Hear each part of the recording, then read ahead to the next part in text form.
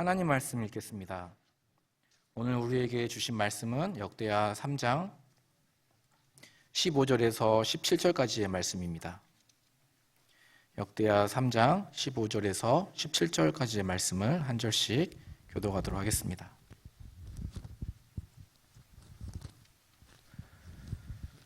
성전 앞에 기둥 둘을 만들었으니 높이가 35규빗이요 각 기둥 꼭대기의 머리가 5규빗이라. 성소같이 사슬을 만들어 그 기둥 머리에 두르고 석류 100개를 만들어 사슬에 달았으며 함께 읽겠습니다. 그 두 기둥을 성전 앞에 세웠으니 왼쪽에 하나요 오른쪽에 하나라. 오른쪽 것은 야긴이라 부르고 왼쪽 것은 보아스라 불렀더라. 아멘. 시간 야긴과 보아스의 교회라는 제목으로 담임 목사님께서 말씀 전하실 때 많은 은혜 받으시기 바랍니다. 할렐루야. 우리가 12월 달 역대기 말씀, 역대하 말씀을 묵상하게 된 것은 하나님의 크신 또 은혜와 섭리임을 믿습니다. 왜냐하면 이 역대기라는 이 책의 대상이 바로 이 회복을 꿈꾸는 자들을 향한 희망의 메시지이기 때문입니다. 우리가 이제 성경을 읽다 보면 이 열왕기서와 이 역대기서가 무슨 차이가 있는가 굉장히 이렇게 중복되는 것이 많이 있는데 굉장히 큰 차이가 있습니다. 그것은 바로 대상과 또한 그 말씀을 쓴 목적이 다르기 때문이죠. 열왕기서 같은 경우는 죄로 인해 포로로 끌려간 이스라엘 백성들에게 결코 무너질 것 같지 않은 성전도 무너지고 결코 빼앗길 것 같지 않았던 그 예배의 자유도 이 바벨론 이방 땅에서 빼앗긴 그들에게 너희들이 이렇게 엄청난 고통을 당하고 있는 것은 바로 너희들의 죄 때문이다라고 그들에게 심판의 메시지를 들려주는 것이 열왕기서입니다. 열왕기서에는 이 북이스라엘의 왕들뿐만 아니라 이 남유다의 왕들의 죄도 낱낱이 기록하고 있는데요. 반면에 이 역대기서의 대상은 이제 바벨론 포로 생활이 끝나고 다시 이스라엘 땅으로 돌아와 좀 초라하긴 하지만 성전을 다시 재건하고 예배를 회복해가는 그 남유다 백성들을 향해서 너희들이 성전과 예배 중심의 삶을 다시 살아간다면 하나님께서 너희들을 다시 한번 다윗과 솔로몬의 그 영광과 은혜로 축복해 주실 것이다 라는 것을 들려주는 희망의 메시지인 것입니다. 그러니까 이 역대기, 특별히 역대하 말씀에는 이 다윗과 솔로몬에 대해서 좋은 것들이 많이 부각되고요. 특별히 이 솔로몬 이후의 왕들을 평가하는 그 기준은 그들이 얼마나 성전을 사랑했는지, 성전 중심으로 살았고 또 예배를 중히 여겼는지, 또 하나님의 말씀을 지켰는지, 그것을 기준으로 해서 이 남유다의 왕들이 다윗의 길로 행하지 못했을 경우는 또 어떠한 어려움을 겪게 되고 또 그 길로 행했을 때에는 어떠한 축복을 받게 되는지, 그렇게 역대기 말씀은 열왕기 말씀과 관점 자체가 다릅니다. 특별히 이 말씀을 우리가 지금 묵상하는 것이 복이라 또 축복이라 말씀드린 이유는 우리가 지금 무너졌던 우리의 예배 그리고 정말 다시 회복할 수 없을 줄 알았던 이 공적인 예배를 우리가 10월 중순부터 회복하고 있지 않습니까? 그래서 이제 어제부터 적용된 새로운 방역지침에 의하면 이제는 이제 한 칸 뛰어앉기가 가능하게 됐습니다. 소모임도 가능하게 됐고 심지어 이 찬양대에 서서 또 함께 찬양하는 것도 물론 최소화해야겠지만 가능하게 됐어요. 예전에 일상적으로 아무렇지도 않게 당연한 듯이 드렸던 그 예배가 우리가 잠시 포로 생활 갔다가 돌아와서 성전을 재건하고 예배를 회복하는 그러한 마음으로 다시 주님 앞에 이런 공적인 예배를 회복해 가니까 또 이렇게 찬양대에 또 귀한 은혜로운 찬양을 들으니까 정말 마음 가운데에 감동이 생기고 또 하나님을 향한 기대와 감격이 더욱더 커지는 것 같습니다. 또 오늘 이렇게 새로운 옷도 입고 새 노래로 찬양하는 이것이 우리가 당연히 누리는 우리의 어떤 예배의 자유라고 생각을 했는데, 하나님께서 우리에게 지금 예배할 수 있는 기회를 주실 때 더욱더 하나님을 온전히 예배하고 교회를 사랑하는 우리 사랑하는 성도님들 되시기를 주님의 이름으로 축원합니다. 다시 우리가 하나님 앞에 죄를 범한다면 지금 이렇게 예배할 수 있는 이 기회는 또다시 사라질 수도 있다라는 것이죠. 그러나 분명한 것은 지금은 회복을 꿈꿀 때입니다. 회복을 노래할 때예요. 그렇기 때문에 이번 추수감사주의를 기점으로 우리 수인교회는 물론 우리 한국교회가 다시 한번 그 무너진 예배와 또한 신앙을 회복하면서 정말 우리가 마땅히 누리게 되는 그 일상생활에서도 하나님 앞에 더욱더 감사할 수 있는 우리 한국교회가 되기를 주님의 이름으로 축원합니다. 오늘 이 역대기 말씀, 특별히 1장에서는 솔로몬이 놋 번제단에서 1000번제를 드렸을 때 하나님이 그의 꿈에 나타나셔서 그를 축복하시는 내용이 나옵니다. 그가 백성을 다스리는 지혜와 하나님의 말씀을 듣는 그 순종하는 마음을 구했더니 하나님께서 지혜는 물론이거니와 부와 명예도 주셨어요. 그래서 2장에서는 그러한 축복이 얼마나 큰지 이 솔로몬 시대에는 금과 은이 마치 돌과 같을 정도로 굉장히 부요한 막강한 나라가 되었음을, 그의 안정적인 또 부요한 또한 군사적인 그러한 면모를 2장에서 드러냅니다. 그리고 차차 성전을 건축하는 그러한 배경이 나와 있는데, 특별히 이 외교관계도 잘 맺어서 물론 다윗이 그 모든 것들을 이미 행한 업적 가운데 있지만 이 북쪽에 있는 두로왕, 그곳에는 이 레바논 백향목들이 많았습니다. 그러한 목재들을 충분히 공급하겠다라는 약속을 맺게 되고요. 15만 3,600명, 엄청난 그 인력을 동원해서 이제 솔로몬의 성전은 물론 궁궐은 물론이거니와 하나님의 성전까지도 짓게 되는 그러한 배경이 나옵니다. 그리고 오늘 본문인 3장 말씀부터 하나님의 성전 가운데 가장 중요한 성소와 이 지성소가 어떻게 완성되는지 기록이 되어 있는데요. 여러분, 이 성소와 지성소는 우리 수익교회 한 1.5배 다 합치면 정도의 크기입니다.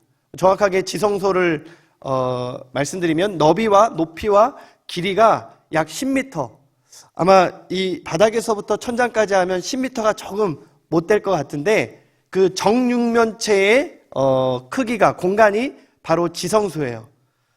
그러면 우리 수익교회 아마 지금 공간의 한 3분의 2 정도가 지성소일 것 같고요. 또 그것에 또한 3배가 되는 크기, 60규빗이라고 했기 때문에 그 크기가 바로 어떻게 보면 성소와 지성소를 합한 공간입니다. 그러나 물론 마당도 있었고 솔로몬의 성전은 굉장히 웅장하고 화려했지만 가장 중요한 이 성소와 지성소는 놀라지 마세요. 순금으로 대부분 재료가 꾸며져 있었습니다. 역시 안 놀라는군요. 600탈란트라는 정말 어마어마한 한 달란트만 하더라도 30억이 넘는다고 하는데 굉장히 많은 금으로 도배되어 있을 만큼 굉장히 화려하고 웅장하게 지었어요. 가장 중요한 것은 이 지성소에 있는 언약궤겠죠. 그리고 그 언약궤를 감싸고 있는 그룹들에 대해서도 묘사가 되어 있고요. 또 성소에는 이 모세의 성막과는 달리 모세의 성막에는 이 금촛대와 그리고 진설병이 각각 하나씩만 장만이 되어 있는데 이 솔로몬 성전에는 10개씩 비치가 되어 있을 정도로 과거보다 더 영광스러운, 더 능력 있는 하나님을 이 성전을 통해서 예배하고 싶었던 것입니다. 그런 솔로몬의 마음이 성소와 지성소에 잘 담겨 있습니다. 그러나 클라이막스는 역시 언약궤를 지성소에 이렇게 안치할 때, 그때 성전 건축이 완성되는 것이죠. 그 장면이 바로 이제 입당, 우리의 용어로 하면 입당 예배라고 할 수 있는데, 가장 클라이막스인 솔로몬의 성전 낙성식이 바로 이제 6장부터 펼쳐집니다. 그리고 너무나도 감격해서 백성들을 향하여, 하나님을 향하여 무릎을 꿇고 기도하는 이 솔로몬의 유명한 성전 낙성식 기도가 펼쳐지는데, 우리가 다음 주 이 추수감사주일에 그러한 낙성식의 기도를 통해 또한 우리가 은혜 받기를 원합니다. 오늘은 우리가 좀 쉽게 지나쳤던 이 성전의 두 기둥에 대해서 살펴보고자 합니다. 우리 수익교회도 두 개의 기둥이 있는데 이 성전의 두 기둥의 이름은 야긴과 요아스입니다. 죄송합니다. 보아스입니다. 그런데 이 야긴과 보아스라는 두 기둥은 우리 수익교회처럼 밑에서 위로 이렇게 무언가를 지탱하기 위한 기둥이 아니라 앞에서 이끄는 그러한 어떤 상징적인 무언가를 의미하는 그 기둥으로 세워졌습니다. 여러분 그림들이 지나간 것 같은데 여러분 잘 보시면 솔로몬 성전 앞에 두 기둥이 있는데 그 기둥은 금으로 되어 있지는 않습니다. 이 구리, 노수로 되어 있는 기둥이었는데 중요한 것은 그 기둥에 새겨진 글자입니다. 오른쪽에는 어떤 글자가 새겨져 있다고요? 따라해볼까요? 야긴. 그가 세우셨다라고 하는 야긴이 히브리어로 새겨져 있고 또 왼쪽에는 따라해볼까요? 보아스. 보아스라는 그가 그에게 능력이 있다. 하나님만이 능력이시다라는 글자가 새겨져 있습니다. 저는 이 두 기둥에 새겨진 이 글자를 함께 묵상하면서 오늘날 한국교회 그리고 수인교회 그리고 우리들의 삶에 적용할 수 있기를 원합니다. 우리 옆 사람과 함께 이렇게 인사할까요? 야긴과 보아스의 성도가 됩시다. 야긴과 보아스의 성도가 됩시다. 이걸 좀 풀이해서 인사했으면 좋겠어요. 하나님의 능력으로 세워지는 성도가 됩시다. 하나님의 능력으로 세워지는 성도가 됩시다. 아멘. 오늘 먼저 오른쪽에 있는 기둥을 살펴보죠. 이 야긴의 기둥으로 세워지는 교회, 그런 교회는 내가 주인 되지 않고 인간이 주인 되지 않고 하나님이 주인 되시는 교회입니다. 저는 우리 승익교회가 야긴의 교회, 하나님이 세우시는 하나님이 주인 되는 교회 되기를 주님의 이름으로 축원합니다. 우리 승익교회뿐만 아니라 모든 한국교회가, 모든 전 세계의 교회가 오직 하나님만이 주인 되는 하나님의 교회입니다. 왜 그렇습니까? 하나님께서 그의 독생하신 아들 예수 그리스도의 피로 값주고 사셨기 때문에 교회의 소유권은 누구에게 있습니까? 오직 하나님께 있습니다. 물론 교회의 머리는 예수 그리스도이시만 교회는 예수 그리스도의 그 반석 위에 세워졌지만 그 교회를 통틀어서 소유하고 주관하고 인도하시는 분은 오직 하나님이라는 사실을 기억해야 합니다. 그런데 이것을 우리가 잊을 때가 많이 있습니다. 여러분, 솔로몬도 아마 이 오른쪽 가장 중요한 편에 하나님이 세우셨다라는 그러한 이름을 새긴 것은 자기가 어느 순간 교만할까봐 그 새긴 것을 보고 이 성전은 내가 세운 것이 아니라 하나님이 세우셨어 라는 것을 날마다 기억하기 위해서 그 소유권을 가장 잘 보이는, 출입할 때 가장 잘 보이는 정면에 세웠던 것입니다. 마치 이 두 기둥은 말이 마차를 이끄는 것처럼 이 성전의 비전을 제시하면서 솔로몬이 이 성전을 지을 때 어떠한 비전과 꿈을 내세우고 있는 것이죠. 비전이 공동체를 이끌어가는 것 아니겠습니까? 한마디로 이 두 기둥에 새겨진 야긴과 보아스는 솔로몬 성전의 비전 선언문, 사명 선언문이라 할 수 있습니다. 사실 솔로몬이 큰 바위 가져다가 정말 기술 좋은 석수 동원해서 거기다가 솔로몬이 세웠다 이런 머릿돌을 만든다 한들 누구도 뭐라고 할 사람 없었을 거예요. 왜냐하면 솔로몬이 정말로 의지를 가지고 총지휘하면서 오랜 시간 동안 그렇게 공들여 하나님의 성전을 완성했기 때문에 이 건물을 지은 사람은 솔로몬, 바로 나다라는 그 이름 석자를 세세에 알려주고 싶었을 것입니다. 그것이 인간의 기본적인 욕심 아닙니까? 욕심이라고 말하기에는 이건 당연한 권리라고 표현할 수도 있을 거예요. 그러나 솔로몬은 그러한 권리마저도 그 기둥에 약인이라는 글씨를 세우면서 그가 세우셨다, 그가 이루셨다. 오직 우리는 하나님이 이루신 것을 예배하는 자들이다라고 자기의 왕됨을 높이기보다는 하나님의 주인됨을 높이며 그 주인된 자리에서 자신은 내려왔습니다. 오늘 찬양의 가장 마지막 가사가 하나님이 이루시네라는 그러한 가사였습니다. 이게 약인이란 뜻이에요. 하나님이 세우시고 하나님이 이루신 것을 우리는 찬양하고 예배할 따름이죠. 솔로몬은 이 낙성식 때도 계속 그런 기도를 올려드렸습니다. 하나님의 손으로 하나님이 행하셨습니다. 하나님이 이 일을 이루셨습니다라고 그렇게 하나님만 높였던 것입니다. 역대하 6장 4절 말씀 한번 같이 한번 읽어볼까요? 시작. 왕이 이르되 이스라엘 하나님 여호와를 송축할지로다. 여호와께서 그의 입으로 내 아버지 다윗에게 말씀하신 것을 이제 그의 손으로 이루셨도다. 다윗이 기획을 했을런지 몰라도 내가 그것을 완성했어라고 말할 수 있었지만 솔로몬은 처음부터 끝까지 하나님을 높이고 있습니다. 하나님이 내 아버지 다윗에게 약속하셨던 것을 나의 손으로 이루었다라고 말하지 않습니다. 하나님의 손으로 이루었다라고 고백하고 있습니다. 그러나 우리 인간들은 어떠한 모임, 조직, 법인, 심지어 나라 이런 것을 내가 세우고 내가 이루었다라고 그렇게 착각할 때가 많습니다. 누군가가 자기의 업적을 알아주지 않으면 무덤을 열고 튀어나올 것처럼 세세에 길이길이 자기의 이름을 새기기를 원하는 것이 우리들의 마음입니다. 모든 기업은 설립자가 있습니다. 현대 기업은 누가 세웠어요?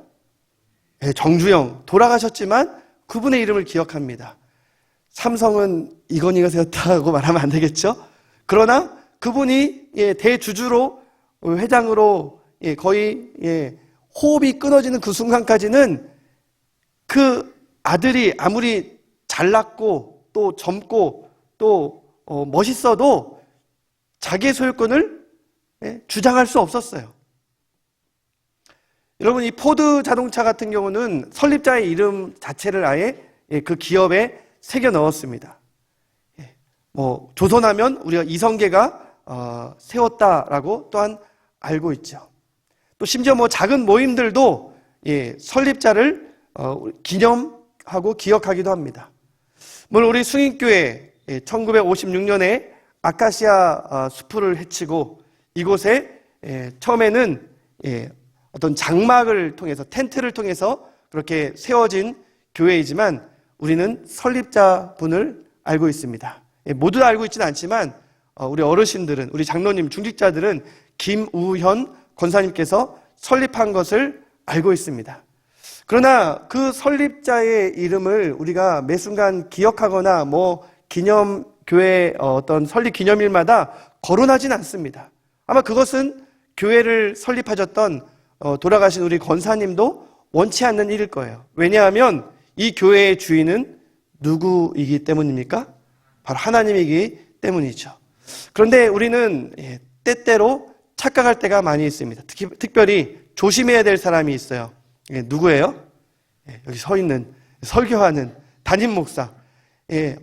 교회를 특별히 부흥시켰다거나 교회를 크게 건축했다거나 교회를 본인이 개척했다거나 그래서 성도들이 자기를 굉장히 신뢰할 경우는 마치 이 교회의 주인이 인간에게 있느냐 그렇게 착각할 때가 있습니다.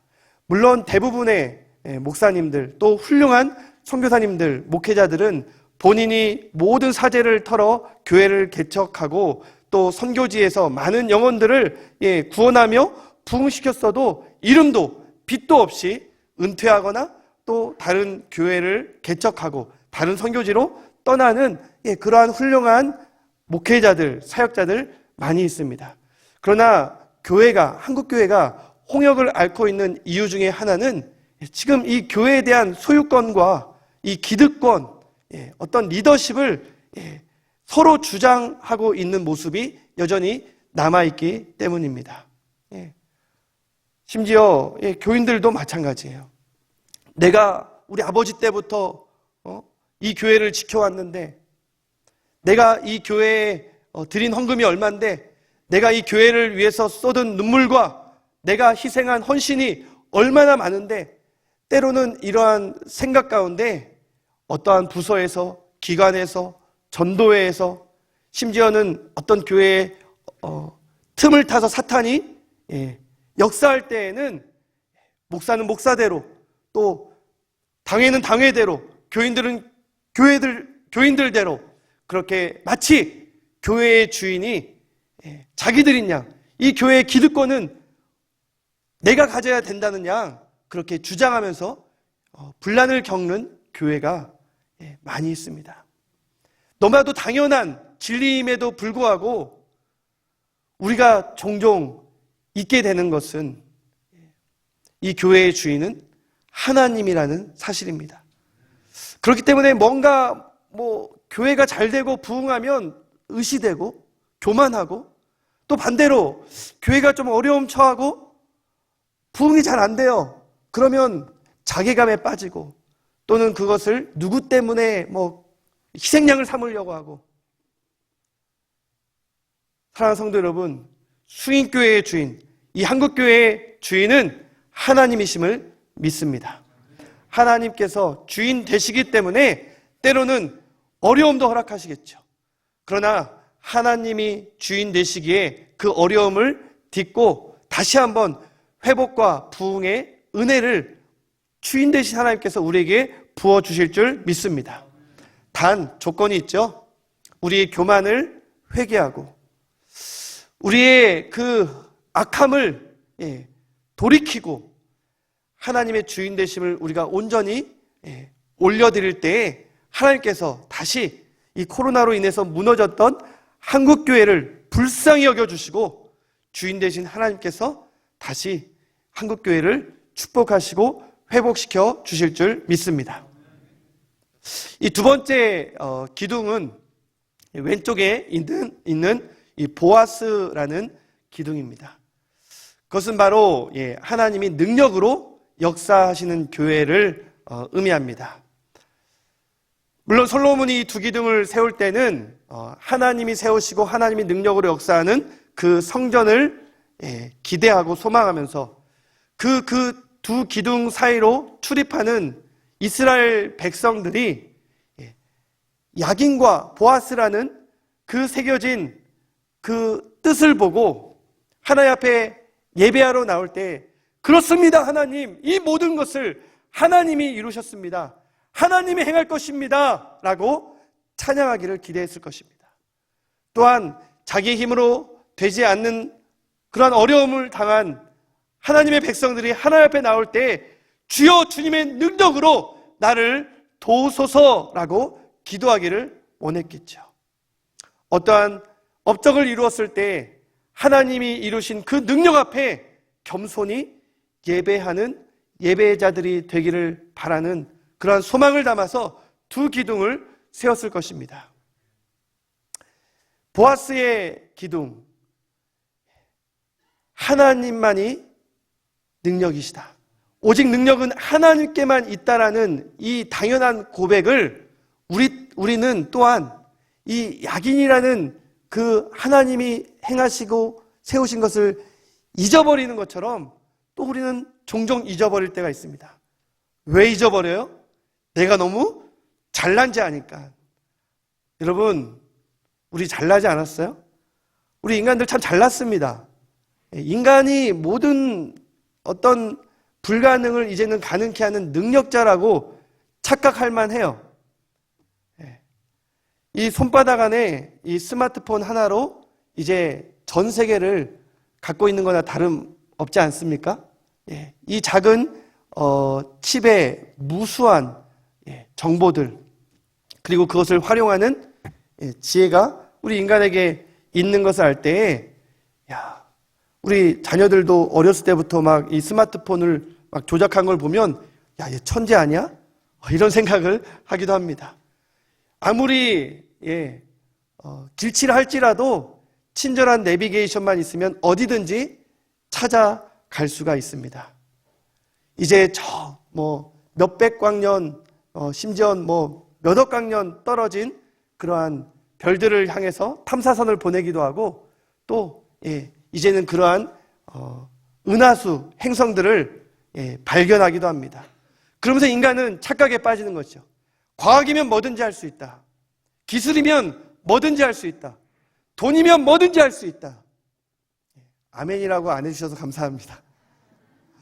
그러면서 20세기 들어서 진화론이 등장합니다.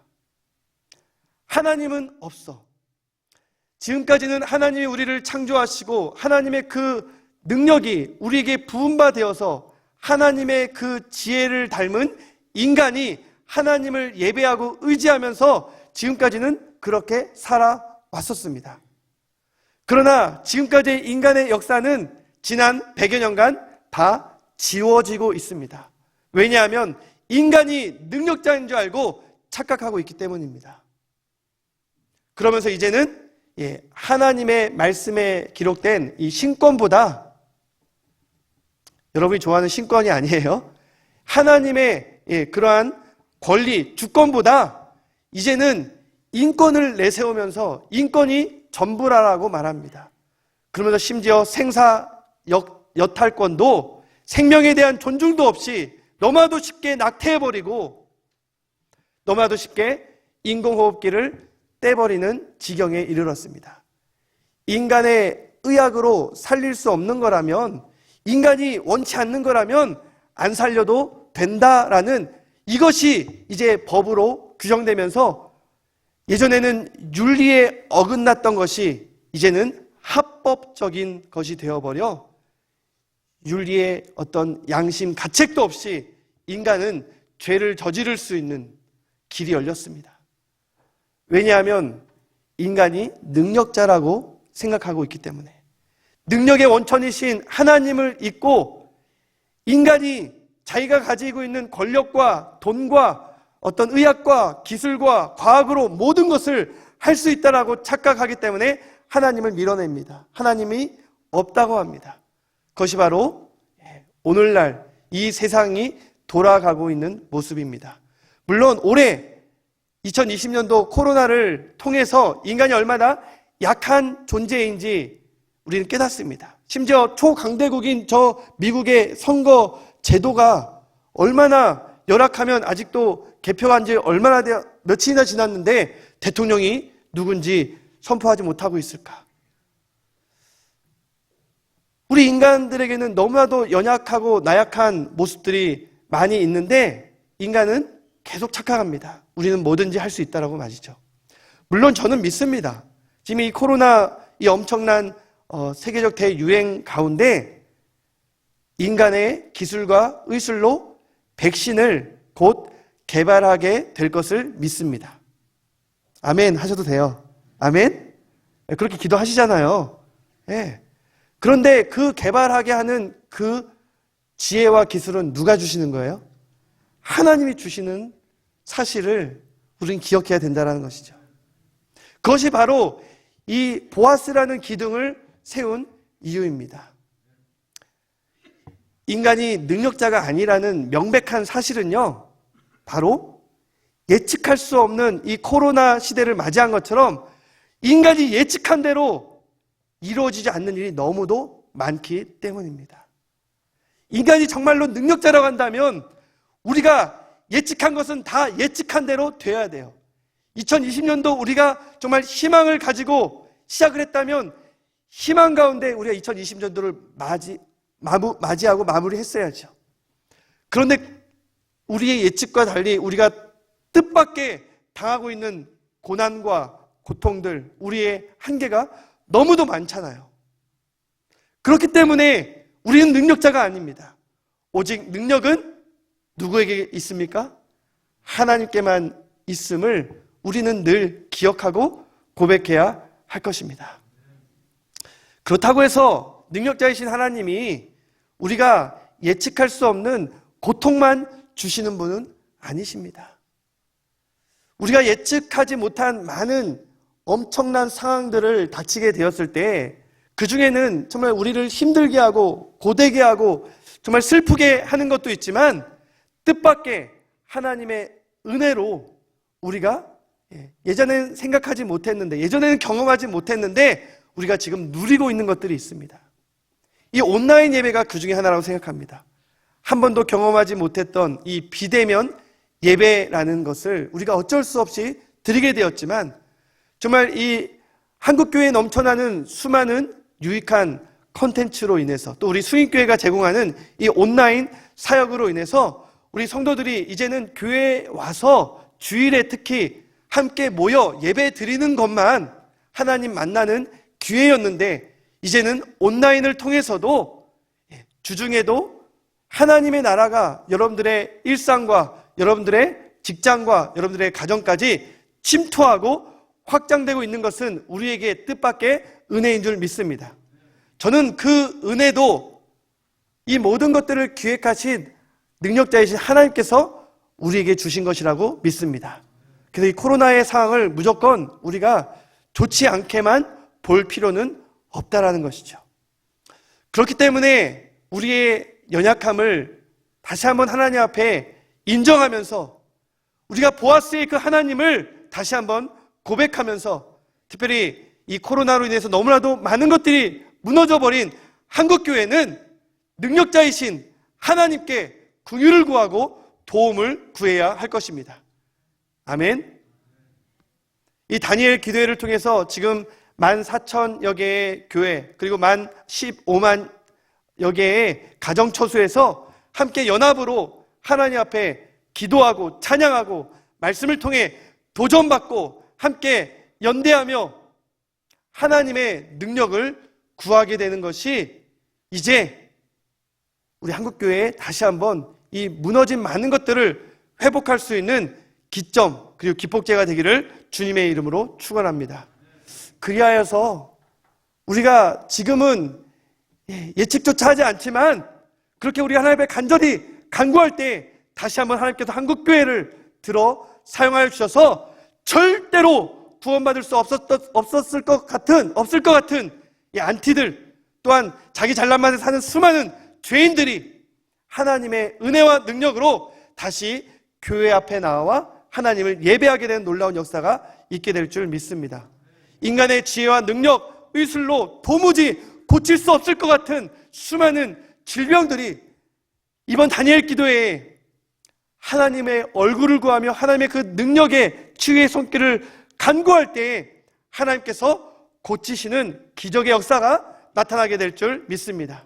자기 자신만 아는 그러한 교만하고 이기적인 사람이 다니엘 기도회를 통해서 은혜를 받아 하나님께서 그 가운데 행하신 그 사랑을 깨닫고 남들을 섬기고 배려하는 변화된 인생을 살아가게 되는 역사가 있게 될 줄 믿습니다.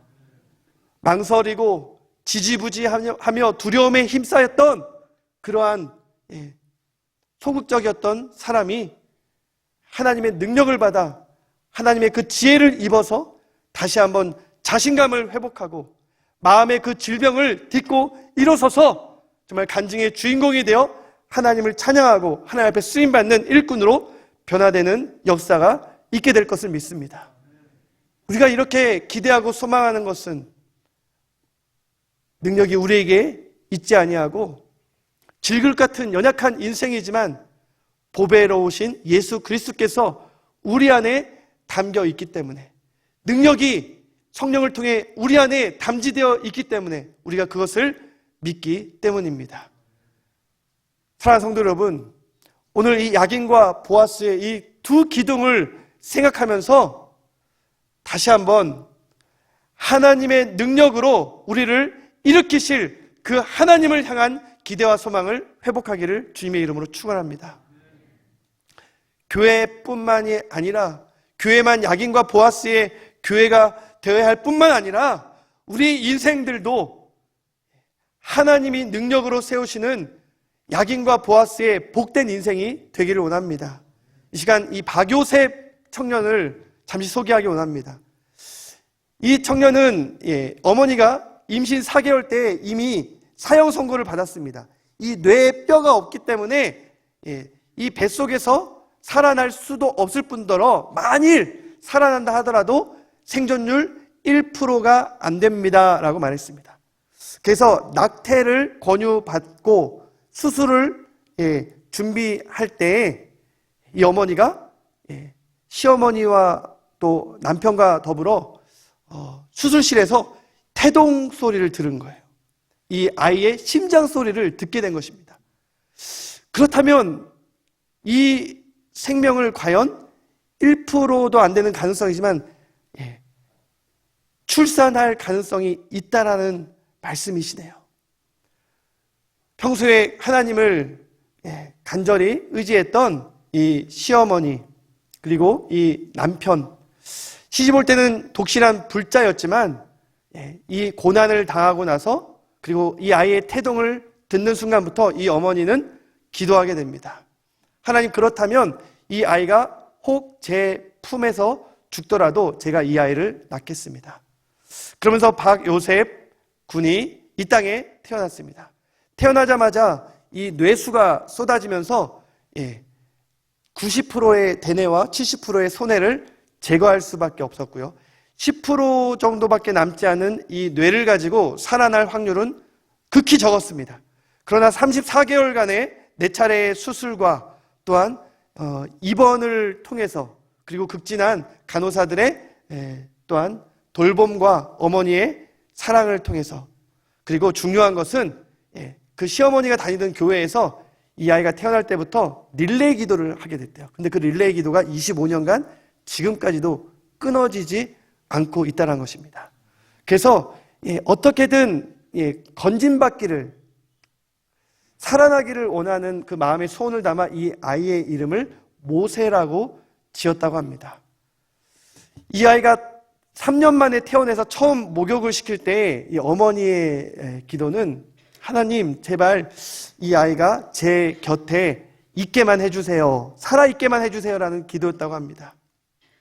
그리고 이 아이를 보면서, 하나님, 볼 수도 들을 수도 말할 수도 걸을 수도 없는 아이인 거 잘 압니다. 그러나 하나님, 제발 앉게만 해주세요라고 기도했는데 걷게 되었고, 걷게만 해주세요라고 기도를 했는데 정상적인 생활을 조금씩 하게 되었습니다.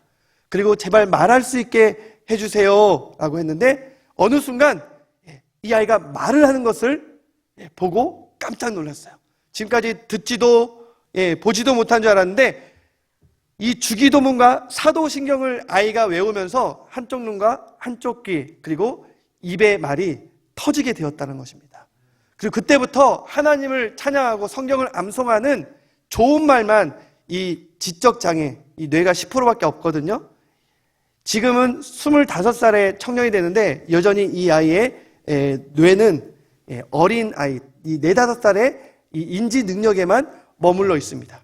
그런데 수많은 지상파를 통해서 많은 사람들의 정말 마음을 울리는 천상의 목소리로 노래를 하고 또 작은 교회 큰 교회를 다니면서 찬양을 합니다. 지난 3년 전 평창 동계올림픽 대회는 전 세계 앞에서 애국가를 제창하기도 했습니다.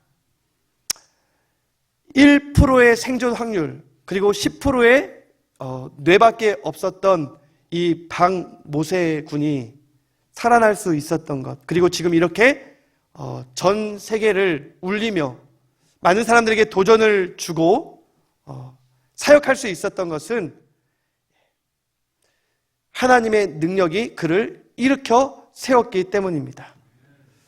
사랑하는 성도 여러분, 우리가 이 예배 자리에 나와서 이 약인의 기둥을 마음에 새기면서 하나님이 하셨습니다. 하나님이 이루셨습니다. 이 모든 것은 하나님의 역사하심입니다라고 마음껏 예배하며 찬양하는 성도들 되기를 바랍니다. 또한 이 보아스라는 기둥을 우리의 마음에 새기면서 그동안 내 잘난 맛에 살았던 그 깊이 뿌리 박힌 그 튼튼한 자아의 기둥을 뽑아버리든지 무너뜨리시든지 하시고, 이제는 이 모든 역사는 하나님의 은혜와 능력 때문입니다라고 그렇게 고백할 수 있기를 합니다. 어떤 한계 상황에 지금 다다랐습니까? 질병으로 인해서, 물질로 인해서, 관계로 인해서 정말 인간의 역량으로는 정말 역부족인 어떠한 어려움에 처해 있습니까? 능력을 우리를 세우시고 일으키실 야긴과 보아스의 하나님을 온전히 예배하시고 그 하나님 앞에 기도하셔서, 특별히 이 다니엘 기도 이 기간 가운데 여러분 한 가지만이라도 간절히 기도하시고 기도에 응답받고 간증의 주인공이 되시는 우리 사랑하는 성도님들 되시기를 주님의 이름으로 축원합니다.